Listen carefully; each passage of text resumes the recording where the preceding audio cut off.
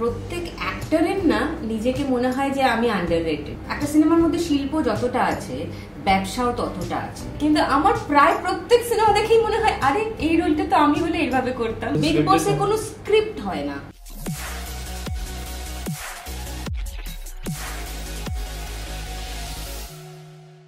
She is a doting mother, she is a caring wife. At the same time, she is an entrepreneur and a very well-known veteran actor of Bengali and Hindi film industry. Well, let's welcome. Today, right now, in conversation with actor Sudipta Chakraborty. Sudipta, welcome to V-Spot. You are bolo kemon acho? Pandemic er pore first tomar sathe dekha erokom bhabe boshe close intimacy, proximity, distancing na mere না, মোটামুটি একটা basic distance আছে। ভালো আছি in the sense 10-11 মাস ধরে কোথাও বেরোতে পারিনি, কারোর সঙ্গে দেখা হয়নি, কোনো কাজ হয়নি। So as compare to that definitely এখন অনেক ভালো আছি। মনোহর পান্ডে সম্প্রতি একদম মানে তোমার সেক্ষেত্রে হিন্দি ডেবিউ, যদিও ডেবিউ ঠিক বলা নয় কারণ তুমি অলরেডি কাজ করে ফেলেছো সিরিয়ালে, তো সেক্ষেত্রে দাঁড়িয়ে কেমন অভিজ্ঞতাটা কিরকম সেটা একটু বলো। হিন্দি ছবি সেক্ষেত্রে নিশ্চয়ই খুব ক্লোজ। হ্যাঁ, প্রথমত তো কৌশিকদার ছবি, হ্যাঁ কৌশিক গাঙ্গুলির ছবি, মানে let me tell you very frankly, Kaushik গাঙ্গুলির ছবিতে অভিনয় করাটাই একটা এক্সপিরিয়েন্স ইটসেলফ।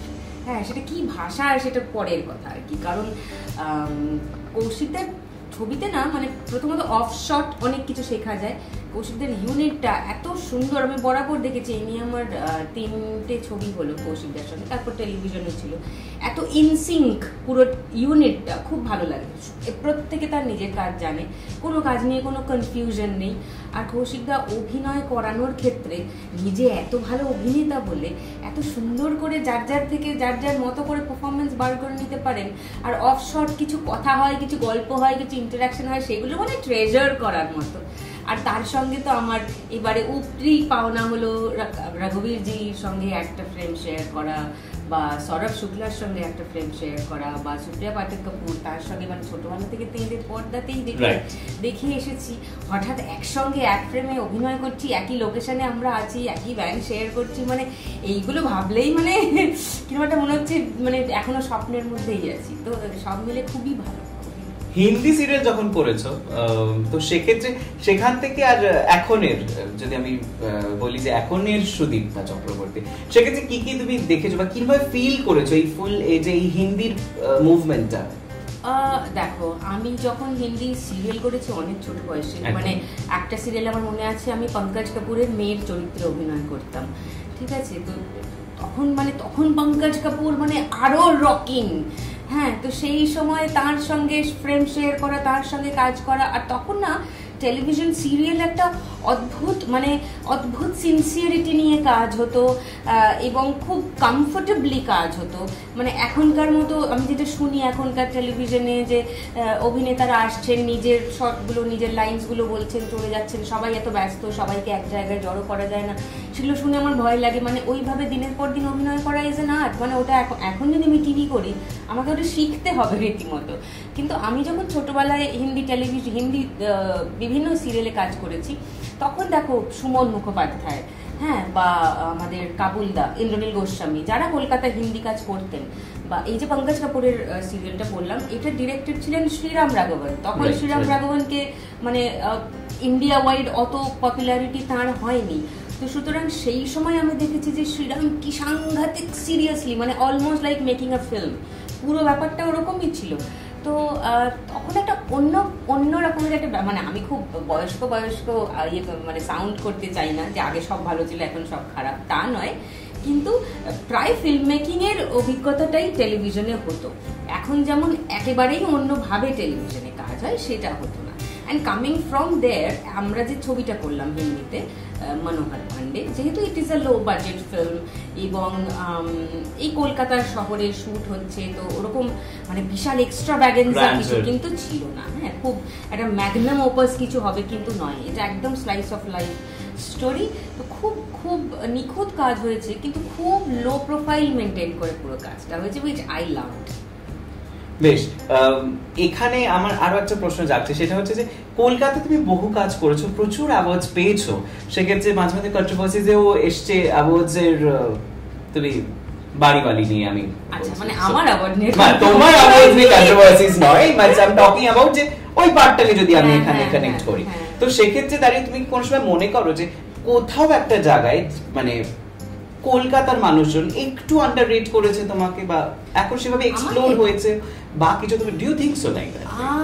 দেখো প্রত্যেক অ্যাক্টরের না নিজেকে মনে হয় যে আমি আন্ডাররেটেড, এটা মানে এটা যে কোনো অভিনেতা যে একটু খুঁতখুঁতে যে আরো ভালো কাজ করতে চায় তার সবসময় মনে হয় যে I am yet to give my best. হ্যাঁ, and I am no exception, I still think that I am yet to give my best. এবার একটা সিনেমার মধ্যে শিল্প যতটা আছে ব্যবসাও ততটা আছে। হ্যাঁ, উই মাস্ট রিয়েলাইজ দিস। এবং সেখানে শিল্পের যেমন কিছু ক্রাইটেরিয়া মিট করতে হয় তেমনি ব্যবসারও কিছু ক্রাইটেরিয়া মিট করতে হয়, because we are not doing any social service, this is entertainment business, right? So তার কিছু রিকোয়ারমেন্টস থাকে। এবার সেই রিকোয়ারমেন্টগুলো মেনে দুটো রিকোয়ারমেন্টের মাঝামাঝি একটা জায়গায় এসে কাস্টিং হয় বলে আমার এত বছর পরে এরকম একটা ধারণায় আমি এসেছি। তো সুতরাং সবসময় যে শুধুই শিল্পকে সব থেকে বেশি প্রাধান্য দেওয়া হয় তা কিন্তু নয়, তার সঙ্গে তার বাজার, তার বিক্রি ইত্যাদিগুলো ডিসাইডিং ফ্যাক্টর হয়ে দাঁড়ায়। তোমরা মিডিয়ায় বহু বছর আছো, তোমরা খুব ভালো জানো আমি কি বলছি। তো সব মিলে it's not that I think আমি ডিজার্ভ করি, পাইনি, এরকমটা মনে হয় না। মানে তাহলে না নেগেটিভিটি চলে আসবে, তাহলে আর কাজ করতে পারবো না। But I still think I'm yet to give my best. I just look for better opportunities and bigger challenges thrown to me. তো এক্সপ্লোর মনে হচ্ছে যে হ্যাঁ explore but not yet fully, that I agree with you. আমি ওটাই জিজ্ঞেস করতে যে তুমি কি মনে করো যে ফুললি এক্সপ্লোর হয়েছে, তার মানে এখনো পেন্ডিং আছে? মানে এরকম কোনো স্বপ্নের কোনো চরিত্র মানে যেটা মনে হয় যে না এটার জন্য আমি আছি বাট সামহাউ আমি পারলাম না, এটা অন্য কেউ একজন করলো, এরকম কোন সময় মনে হয়েছে? আমার তো অলমোস্ট সব সিনেমা দেখেই এটা মনে হয়। সিনেমা প্লিজ একটু না না না না না, এরকম করে আমি কারোর নাম বলতে চাই না, কিন্তু আমার প্রায় প্রত্যেক সিনেমা দেখেই মনে হয় আরে এই রোলটা তো আমি হলে এইভাবে করতাম। মানে এটা তো একটা অ্যাক্টরের ভিতরেই থাকারই কথা। মানে প্রত্যেক চরিত্রের মধ্যে আমি দেখতে পাই যে আমি এটা কিভাবে অ্যাপ্রোচ করতাম, আমি হলে কিভাবে করতাম। হয়তো ওর মতো মানাতো না কিন্তু আমি করতাম, আমি খারাপ করতাম না, এরকম মনে হয় আমার অনেক সময়। দেখো লুকটাও একটা ফ্যাক্টর, সিনেমাতে অনেক কিছু মিলে একটা কাস্টিং হয়। তো আমি না ওই ক্রিপ করি না সারাক্ষণ যে আমাকে কেন দিল না বড় পার্টটা, অমুককে কেন দিয়ে দিল। But yes, time is changing. হ্যাঁ, এখন তো কন্টেন্ট ইজ দ্য কিং সবাই বলছে, যদিও সেটা ভারতের মানে হিন্দি ফিল্ম ইন্ডাস্ট্রিতে যেভাবে সেটাকে এক্সপ্লোর করা হচ্ছে আমাদের ইন্ডাস্ট্রিতে এখনো অতটা এক্সপ্লোর করা হয়নি। But I am still very hopeful. এখনো তো বুড়িয়ে যায়নি, I am still young and I am still trying. এখনো মনে হয় একটা চান্স আছে, চিল লড়ে যাবো শেষ দিন পর্যন্ত to get the best role. আচ্ছা, তুমি লুকস নিয়ে কথা বললে একটুখানি, তো আমার একটা প্রশ্ন এই মুহূর্তে মনে আছে, সেটা হচ্ছে যে জেনারেলি এখন একটা ট্রেন্ড চলে যে ওয়েস্টার্ন বিউটিকে ভীষণভাবে এপ করার একটা কনসেপ্ট চলছে। সে লিপ জব হতে পারে, সেটা নো সার্জারি হতে পারে, সেটা চেইন হতে পারে, যাই হতে পারে। বাট তুমিও তো বলিউডে কাজ করেছো, মানে হিন্দি সিরিয়ালে কাজ, তখন তোমার মনে হয়নি যে আমিও তো একটু এক্সপ্লোর করি এরকম ভাবে? কারণ তখন হয়তো ওখানে ছিল, মুম্বাইয়ের কালচারে হয়তো তখনও আসছিল ব্যাপারটা, কলকাতা একটু লেট এসছে ব্যাপারগুলো। প্রথমত আমি বম্বে গিয়ে কাজ কখনোই করি, আমি কিন্তু কলকাতাতে থেকেই কাজ করেছি। হিন্দিও যা করেছি মোটামুটি কলকাতা বেসড। আমার ভাবতেই ভয় লাগে যে আমি কলকাতা থেকে অন্য কোনো শহরে গিয়ে সেটাকে বেস বানিয়ে কাজ করবো, এটা ভেবেই আমার কোথাও যাওয়া হয়নি। না হলে I had much bigger offers in Hindi television.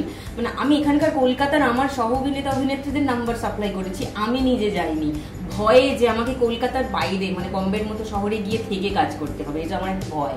এখন তো সবাই যাচ্ছে, মানে যখন আমি অপরচুনিটিস পেয়েছিলাম তখন আমার ভীষণ ভয় লাগতো আমি কলকাতা ছেড়ে যেতে পারবো না। মানে this mite sound very non professional but that's the fact. Coming to your point, আমি ভীষণ অল্পে সন্তুষ্ট, মানে কাজের ক্ষেত্রে নয়, বাকি জীবনে আমি খুব সিম্পল লিভিংয়ে বিশ্বাস করি। আমি যেটুকু পেয়েছি সেটার ফুললেস্ট এক্সপ্লোরেশনে বিশ্বাস করি। এখন আমার নাকটা বোঁচা, এটা আমি কি করবো? হ্যাঁ, আমি টেনে টেনে তো লম্বা করতে পারবো না। একবার অ্যাকচুয়ালি আমি প্ল্যান করেছিলাম যে আমার নাকটাকে সার্জারি করিয়ে লম্বা করবো। হ্যাঁ, সেটা আজকে নয়, মানে এখন দিদি চারিপাশে সবাই করছে, এই সময় নয়, কিন্তু আমি টকিং অ্যাবাউট সে অ্যাবাউট 2004-05 এই সময়, মানে আজকে থেকে 15-16 বছর আগে। তখন আমি আবার যাবি তো যা, ডিসকাস করেছি এটা নিয়ে কার সঙ্গে, তার নাম মিঠুন চক্রবর্তী। হ্যাঁ, তাকে বলছি জানো তো দাদা আমি না ভাবছি একটা শুটিং এর আউটডোরে বসে গল্প করছে, মানে এখনো মনে আছে, উড়িষ্যায় আমরা কালপুরুষের শুট করছিলাম। ওকে, সেখানে আমাদের লোকেশনে ছাতার তলায় বসে গল্প করছি, জানো তো আমি না এটা নিয়ে কি কিছু করতে হবে, কি ছিল আগে দেখো ফ্রেমে, আমাকে বলছে খবরদার কিছু করবি না। কেন, তুই জানিস না তোর পুরো সুইটনেসটা তোর ওই বড়ি নাকের মধ্যে আছে। সেটা বলছেন কিন্তু উনি, হ্যাঁ তোর ওই বড়ি নাকের মধ্যে সবকিছু আছে, ওইটা তুই ছুরি কাছি চালালে তোর কান টেনে ছিঁড়ে নেবো আমি। মানে এই লেভেলে শাসন করলেন আমাকে, এবং তারপরে অন্য সিরিয়াস নোট বললেন যে প্লিজ করিস না, যেটা দিয়েছে ওপরওয়ালা, মানে naturally whatever you got, হ্যাঁ ওয়ার্ক অন দ্যাট। আমাকে বললেন যে রোজ কিপিং কর, কোমর সরু হবে, শরীর ঝরঝরে হবে, টান টান থাকবি, আমি রোজ কিপিং করি, হ্যাঁ করলে এক্সট্রা মেদ ঝরে যাবে, খাবার পাল্টা, ডায়েট পাল্টা, সবকিছু কর, হ্যাঁ তোকে তুই যেটা সেটার বেটার ভার্জন বানা, কিন্তু ছুরি কাজি চালা, খোদার উপর খোদদারি করিস না। তো আই সেড ওকে, এত এক্সপিরিয়েন্স একজন মানুষ যখন এভাবে বলছেন, there must be a logic behind it, so আমি ওখানে ড্রপ করে দিয়েছি প্ল্যানটা, তারপরে আর হয়নি। আচ্ছা, মানে আমি এরকম একটা কথা শুনেছি তুমি পাইলটও হতে চেয়েছিলে কোনো একটা সময়, মানে ছোটবেলায় বোধহয় তুমি হতে চেয়েছিলে বাই এনি চান্স? আরে সেটা তো ধরো মাঝে মধ্যে হয়তো ম্যাগাজিনে বা এতে কোথাও পড়েছি বা কিছু, অনেক থাকে না যে মাইন্ডে থেকে যায়, যাদেরকে তোমার ভালো লাগে তাদের কথাবার্তাগুলো মাইন্ডে সেট করে যায়, সেরকম একটা হয়তো কথা বলতে মনে পড়লো। একদম ছোটবেলায় আমার খুব পাইলট হওয়ার ইচ্ছা ছিল, মানে I actually had to options, আমি অ্যাক্টর হব না পাইলট হব, দুটোরই বাবার ইনফ্লুয়েন্সটা বেশি ছিল। হ্যাঁ, আমি অনেক ছোট বয়স থেকে অভিনয় করছি, আমি ক্লাস 1-এ পড়তে স্টেজে প্রথম অভিনয় করেছি, তখন থেকে আমার অভিনয়ের হাতে খড়ি এবং অভিনয় নিয়ে চলা এবং দেখা, তো অভিনয়টা অলরেডি ছিল, আর আমার খুব ইচ্ছে ছিল যে আমি প্লেন চালাবো, ওয়াও মানে একটা ব্যাপার আছে ওটার মধ্যে। কিন্তু যখন বাড়তে শুরু করলাম এবং একটা সময় যখন আর বাড়লাম না, তখন বুঝলাম যে না নেই হাইট নিয়ে পাইলট হবে না, মানে বলে না বাপ পে গই হ্যাঁ, তো मैं तो बाप पे गई हूँ, তো বাবার মতোই হাইট, খুব লম্বা হবো না, সেটা বুঝে গিয়ে আমি দেখলাম যে না না এটাতে পাইলটের ক্রাইটেরিয়া মিট করবে না, তো বেকার ওই স্বপ্নটা দেখে লাভ নেই, কারণ আমি অভিনেতা হবই ঠিক করলাম। প্রেম হলো কি করে জীবনে তোমার? এই প্রেমটা আগের প্রেম তো ছেড়ে ওটা নিয়ে কথা বলছি, এটা হলো কি করে? এই প্রেমটা তো হলো বিয়ের পর। এটা লাভ ম্যারেজ কিন্তু না, একদম না, লাভ ম্যারেজ না, মানে হ্যাঁ মানে আমরাই ডিসাইড করেছি যে আমরা বিয়ে করব, তখন প্রেমে পড়িনি, কিন্তু মানে প্রেমে পড়া বারবার একটা গানটার কথা তো আসেনি না। অ্যাকচুয়ালি আমাদের দেখা হয়েছিল একটা জায়গায় বেড়াতে গিয়ে, অভিষেক ওয়াজ বিরসা's ফ্রেন্ড, তো বিরসা এরকম যখনই যায় ফ্যামিলি ফ্রেন্ড সবাইকে নিয়ে, তো সেই রকমই আমার বাবা মা যাচ্ছেন শুনে আমি রাজি হয়েছিলাম। বাবা তখন অলরেডি অনেকটা অসুস্থ, তো আমি ভাবলাম বাবাকে সামলাতে গেলে মার আর বেড়ানো হবে না, সো আই সেড যে আমিও যাবো, তাহলে মা বেড়াবে আমি বাবাকে দেখবো আর কি। বাবা তখন হাঁটা চলাগুলো একটুখানি অসুবিধা হচ্ছে অলরেডি, তো এইভাবে আমি গেছি, না হলে দিদি বিরসা ওরা বন্ধু বান্ধব নিয়ে প্রায়ই যায়, আমি কোনোদিন যেতাম না ওদের সঙ্গে, এইভাবে আমি গেছি। তখন আমি অভিষেককে দেখেছি, দেখে আমি বুঝলাম যে আচ্ছা একে আমি দেখেছি একটা টেলিভিশন চ্যানেলের অফিসে, ও তখন কাজ করতো একটি এন্টারটেনমেন্ট চ্যানেলের অফিসে, আমি ওকে দেখেছি, আচ্ছা ওকে এ বাবুর বন্ধু, আচ্ছা আচ্ছা ঠিক আছে দ্যাটস ইট। তো 5-6 দিনের টোরে আমাদের বেশি কথাও হয়নি, ফেরার দিন ট্রেনে খানিকক্ষণ কথা হয়েছিল, বিকজ ফেরার সময় হয় না মানে হয়ে গেছে বেড়ানো, এবার সবাই ফ্যামিলি বাচ্চা বর সবাই সব নিজেদের লোককে নিয়ে ব্যস্ত হয়ে গেছে, আমি দেখলাম যে আমার খুব একটা কেউ নেই, হ্যাঁ মা বাবাকে নিয়ে ব্যস্ত হয়ে গেছে, দিদি বাচ্চাদের নিয়ে ব্যস্ত হয়ে গেছে, এরকম হচ্ছে, আমি দেখলাম যে আমার কার সঙ্গে গল্প করবো খুঁজছি, আর দেখছি অভিষেকেরও খুব একটা কেউ নেই, because he was a bachelor, ওরও একাই গিয়েছিল, তো উই কানেক্টেড। ওই দিনই আমরা ফেরার সময় ট্রেনে অনেকক্ষণ গল্প করলাম, I think by next week we met once, পরের সপ্তাহে একদিন মিট করেছিলাম, সেদিনই আমরা ঠিক করি যে আমরা বিয়ে করব, আর তার 1.5 মাসের মধ্যে আমরা বিয়ে করে নিয়েছি। আচ্ছা হ্যাঁ, সো নাও ইউ নো প্রেম করার সময় ছিল না। আচ্ছা, মানে সব ডিসিশন মানে নিয়ে ফেললে and then it's all happened. হ্যাঁ, ইট অল হ্যাপেন্ড। বিয়ের পরে অ্যাকচুয়ালি যদি প্রেম হয়ে থাকে সেটা অ্যাকচুয়ালি বিয়ের পরে হয়েছে। শুনে মানে একটা অদ্ভুত লাগে, হট করে মানে এরকম হতে পারে, মানে অ্যাকচুয়ালি চটমংনি পট বিয়া যেটা আমরা বলি, ইট ইজ অ্যাকচুয়ালি চটমংনি পট বিয়া একদম, বিকজ এপ্রিল মাসে আমাদের দেখা হয়েছে আর মে মাসের 14 তারিখে উই গট ম্যারিড। আচ্ছা তুমি বিগ বসও গিয়েছো, বিগ বসের সম্পর্ক ঠিকঠাক হয়েছে লোকজনদের সঙ্গে? আমার সম্পর্ক খারাপ তো কারোর সঙ্গে ছিল না। না মানে ওখানে তো স্ক্রিপ্টেড হয় যদিও, কোনো স্ক্রিপ্টেড না, there is nothing, no script. এই ভ্রান্ত ধারণা আমি সারা পৃথিবীর সব লোকের কাটিয়ে মানে কাটানোর চেষ্টা করে অবাক। বিগ বসে কোনো স্ক্রিপ্ট হয় না।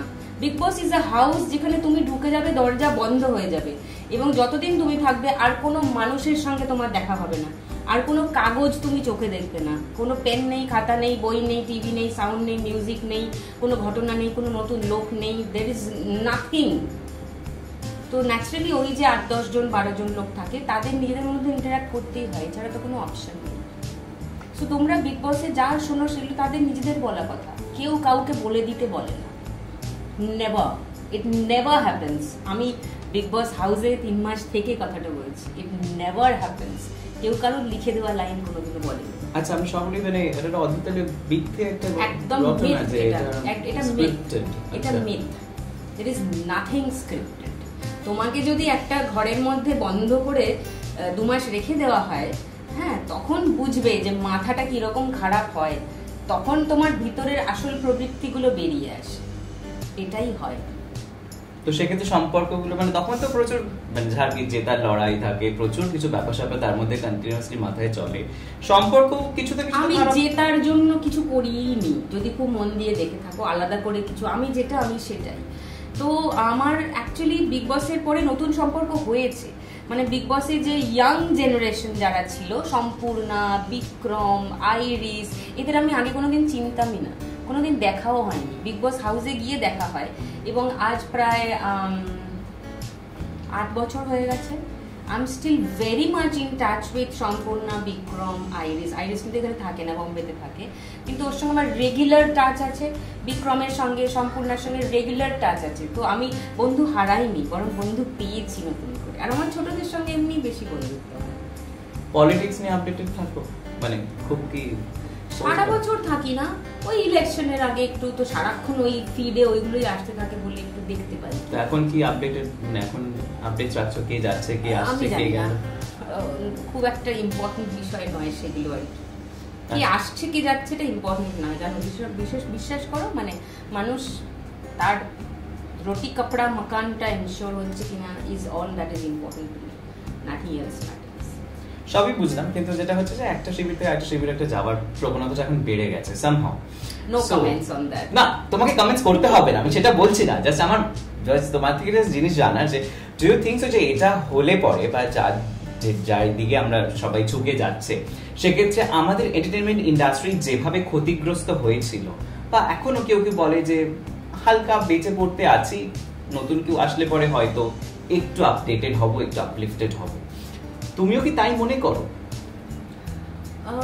দেখো, আমার মনে হয় আমাদের পেশা থেকে যারা যাচ্ছেন রাজনীতিতে, তারা যদি সিনসিয়ারলি রাজনীতিটা করতে চেয়েই গিয়ে থাকেন, যদি না আর অন্য কোনো প্রেশার তাদের উপর থাকে, তাহলে এটা কিন্তু খুব ভালো লক্ষণ।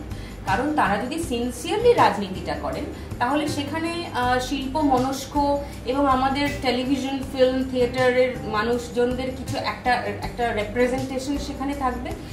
তো শিল্পীরা তো সবসময়ই কি বলবো, একটু সমাজের একদিকে, মানে এই প্যান্ডেমিক হয়তো আরো বুঝে গেছি যে বেয়ার নেসেসারির মধ্যে শিল্প পড়ে না, বা ওই যে কি বলো এসেনশিয়াল সার্ভিসের মধ্যে নাটক, গান, সিনেমা, নাচ, যাত্রাপালা, এগুলো কোনোটাই পড়ে না, রাইট? তো তার মানে already we are endangered species. তো সেখানে যদি আমাদের একটা রিপ্রেজেন্টেশন থাকে, এবং তারা যদি আমাদের সমগ্র শিল্পী জগৎ বা শিল্প মাধ্যমের বেটারমেন্টের জন্য সিনসিয়ারলি কিছু করেন, nothing could be better than that. বেশ, অনেকটা সিরিয়াস প্রশ্ন হয়ে গেল, অনেক সিরিয়াস বক্তব্য হয়ে গেছে, একটু ইটস গুড না। সি, তোমার ভার্সন ডেফিনেটলি তোমার, বাকি আরেকজনের আরেক রকম ভার্সন যাবে। তো আমার মনে হলো যে প্রশ্ন করা যেতে পারে আজকে। মানে এবার হচ্ছে একটু ফানি কিছু একটা কোয়েশ্চেন, সেটা হচ্ছে যে হাউ সংসারী ইউ আর, সেটা একটা টেস্ট নেব। Test in the sense I will ask, মানে আমি কয়েকটা নাম বলবো, সেগুলো তোমাকে বাংলার নামগুলো বলতে হবে। সেগুলো ইট ইজ বেসিক্যালি হচ্ছে ড্রাই স্পাইসেস। আচ্ছা, okay. Moringa powder. Moringa powder immunity boost up করে, নো আইডিয়া। সজনে পাতাগুলো। সজনে পাতার গুঁড়ো, এটা যে হয় আমি তাই জানি না, কারণ আমি অত নিজের খেয়াল টেয়াল রাখি না আর কি। আচ্ছা, ফেনেল সিডস। ফেনেল সিডস খুব কমন। আমি ইংরেজি নাম অত জানি না। মিষ্টিতে দেওয়া হয়, বাঙালির ঘরে ঘরে হয়। পোস্ত? মিষ্টিতে দেওয়া হয়। হ্যাঁ, একটু গেস করো। খুব সুন্দর, মানে মুখ সজ্জি হিসেবে আমরা ব্যবহার করি সেটা। মৌরি? ওকে। আচ্ছা, ফেনুগ্রিক? No idea. ইউজ করো তুমি রান্নাতে, ইভেন হেয়ার কেয়ারে ইউজ হয়। কি সেটা? হেয়ার কেয়ারে অনেক কিছু ইউজ হয়। মেথি? মেথি তেল। হ্যাঁ হ্যাঁ হ্যাঁ হ্যাঁ হ্যাঁ হ্যাঁ হ্যাঁ। রাইস ডাল। আমি ইংলিশ নাম একটা, আমি বাংলা মিডিয়ামের স্টুডেন্ট তো, বাংলা জিজ্ঞেস করো আমি বাংলা বলতে পারি। ওটাই তো মজা। ইংরেজি নাম জানার দরকারই নেই, মেথি গুঁড়ো করার জন্য তার ইংরেজি নাম জানার কেন দরকার? বাংলা আমার মাতৃভাষা, কি মুশকিল। অ্যাসাফোটিরা? সেটা আবার কি? এটা কি ভাষা বলছে আমি কিছু বুঝতে পারছি না। ফোড়ন দাও তাতে, মানে ওইটা দিয়ে ফোড়ন দেওয়া হয়। না, জিরে তো কিউমিন, পাঁচ ফোড়ন না, কি assorted something you said? Asafoetida. Asafoetida.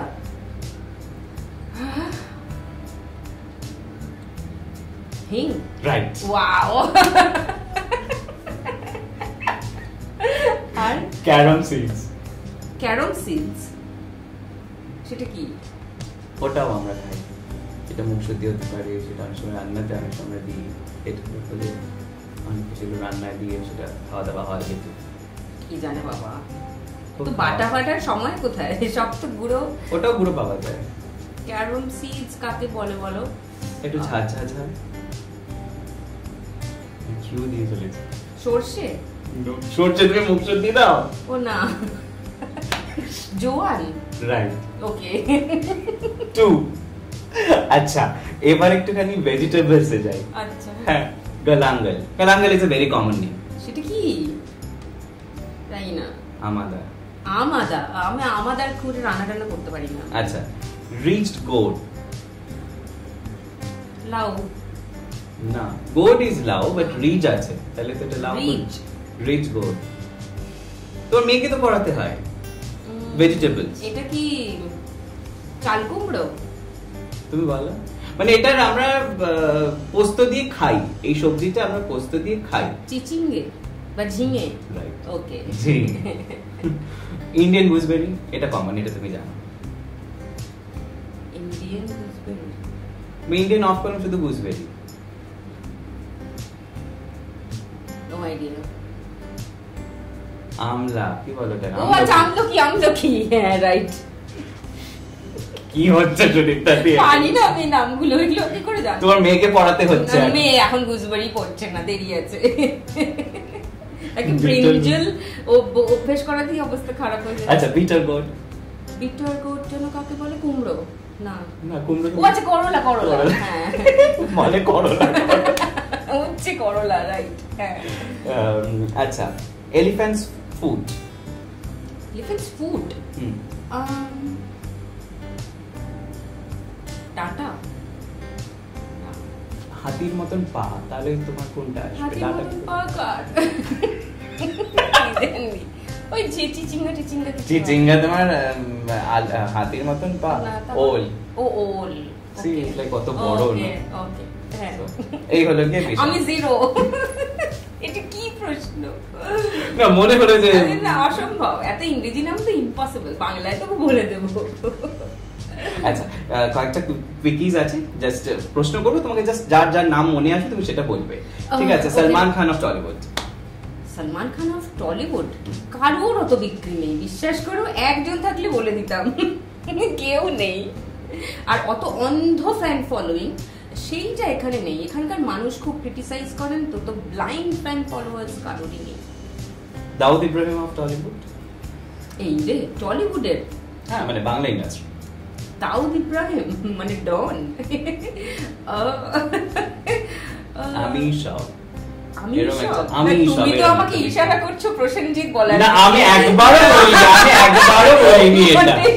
মোটেই আমি একবারও বলিনি, মানে আমি সব মিন্স না, নট অনলি দ্যাট, উনি ছাড়া তো আরো সবাই আছে। সব কে ভাবেন, কেউ ভাবলেও আমাকে বলেনি। এবার জিজ্ঞেস করবেন,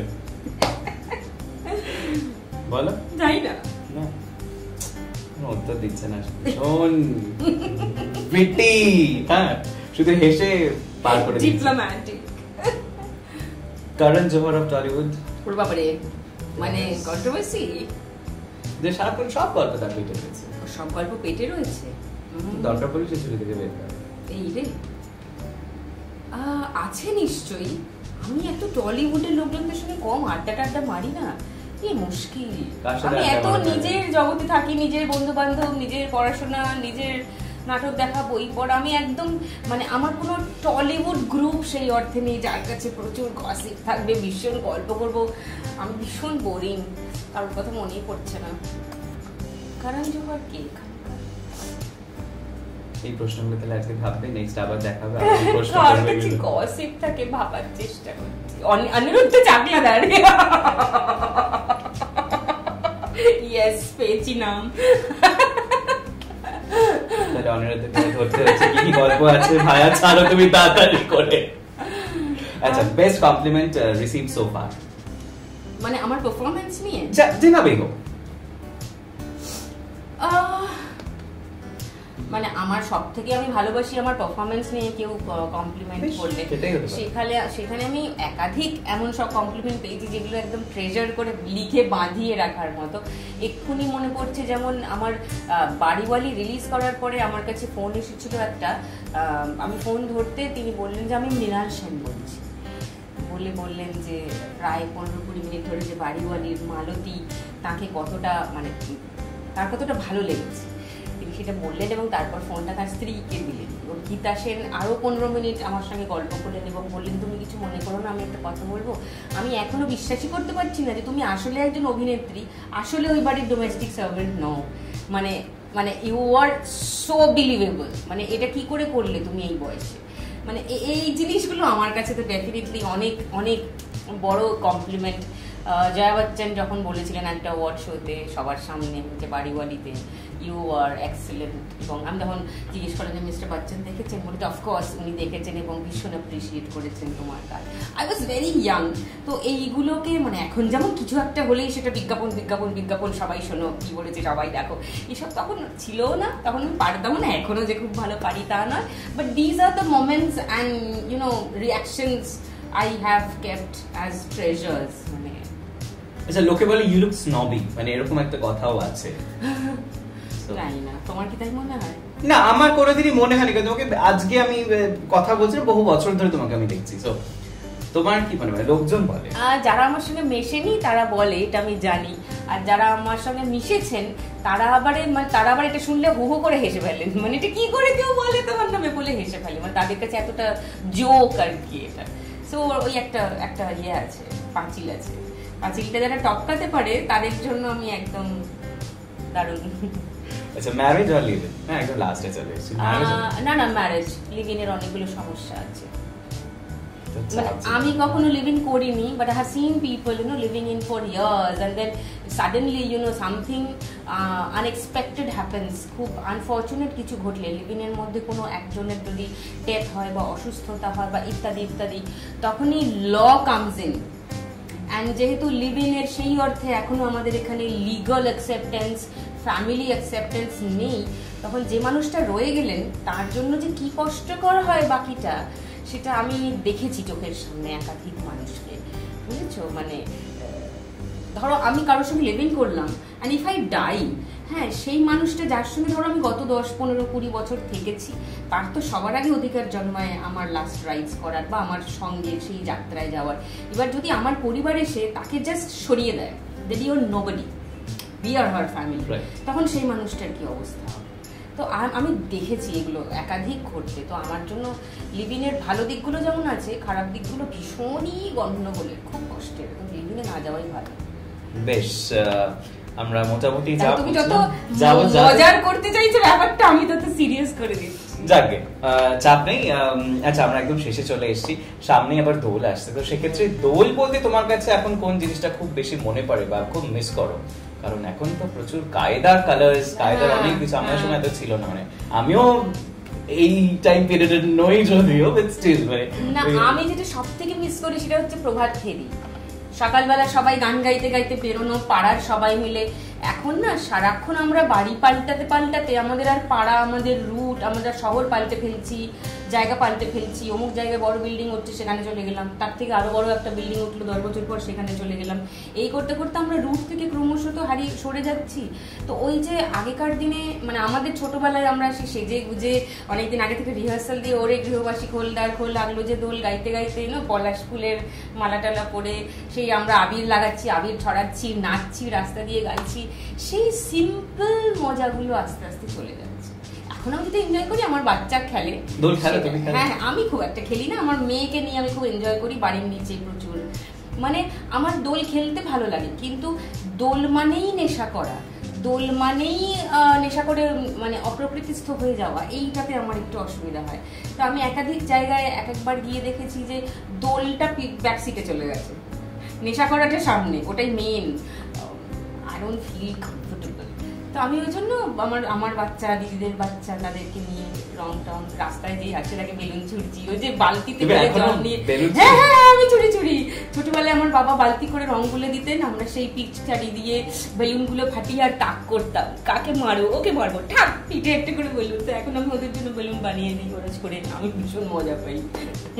তো তার মানে এখন সেরকম কোনো মেমোরিজ আছে যে প্রথম আবির যে কেউ লাগিয়েছিল তার সাথে তুমি প্রেম করছো বা কিছু এরকম কিছু? বাবা না আছে এরকম না।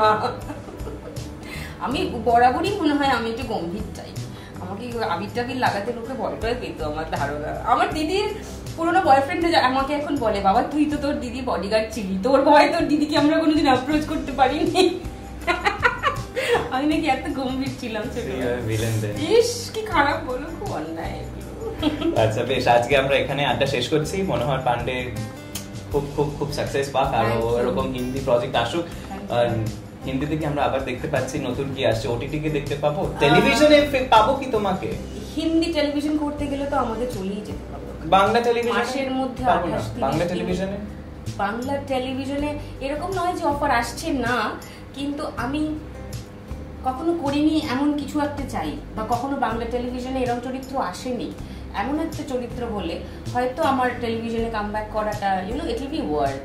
Otherwise just playing somebody's mother, somebody's পিসি মাসি won't serve the purpose. হ্যাঁ না, আমার টিভিতে কোনোদিনও কোনো আপত্তি নেই, আমি চাই করতে, আমার ভালো লাগে, কিন্তু ঠিক সেই অফারটা এখনো পাইনি। প্রচুর অফার আসে, অনেস্টলি বলছি আসে, কিন্তু আমি খুব ভালোভাবেই বলি যে আরেকটু বেটার কিছুর জন্য আমি ওয়েট করছি। সিরিয়াল দেখো মানে কে কোথায় আসছে? আমার টেলিভিশন মানে টিভি আছে, শুধু আছে আর আচ্ছা। ওটিটি তে দেখা হয় সব জিনিস? ওটিটি তে কোনটা দেখো? ওটিটি তাও মাঝে মধ্যে দেখি। লাস্ট কি দেখেছো? আমি কিছু দেখার সময় পাই না, আমি ভীষণ ব্যস্ত সারাক্ষণ আমার মেয়ের পিছনে, নালে নিজের পড়াশোনা। এখন তো ক্লাস রয়েছে তোমাদের, আমার ওয়ার্কশপস এই নিয়ে আমি ভীষণ ব্যস্ত। আমি পুরো তো তুমি এন্টারপ্রেনার দেন না, একদম না। রেস্টুরেন্ট খোলার প্ল্যানিং আছে? ব্যবসা মাথায় নিয়ে আমি এটা শুরু করিনি, আমি জাস্ট চেয়েছি যে আমি যেটুকু শিখতে পেরেছি বা আমি যেভাবে নিজের কাজটা করি সেই চিন্তাধারায় যদি আরো অন্তত কয়েকজনকে ওই রাস্তাটা দেখিয়ে দিতে পারি, রেস্ট ইজ দেয়ার কল। কিন্তু সেটা খুব একটা ব্যবসা মাথায় নিয়ে আপাতত নয়। রেস্টুরেন্টস এরকম কিছু খোলার plan? Not my game, not my cup of tea, absolutely not. পারবোই না, হবে না, ভীষণ বোরিং ব্যাপার আর কি। আমি অভিনয়টা ভালোবাসি, আমি অভিনয় নিয়ে আলোচনা করতে ভালোবাসি, অভিনয় নিয়ে ইন্টারঅ্যাক্ট করতে ভালোবাসি, সেই জন্যই এটা করা। রেস্টুরেন্টে ভালোবাসি না আমি, খেতেও খুব একটু ভালোবাসি না, সেটা দেখলেই বোঝা যায়। তো কি করবো, আমি রেস্টুরেন্ট খুলে করে লাভ, আমি বিষয়টা জানি না, আমি যেটা জানি না তার পিছনে বেকার সময় নষ্ট করে লাভ। বেশ, আমরা এখানে শেষ করছি। এরকম ভাবে তুমি গড়গড় করে এগিয়ে চলো, আর আরো এরকম আড্ডা হোক। আর এরকম এক্সক্লুসিভ আড্ডার জন্য do like, share and subscribe. We spot you.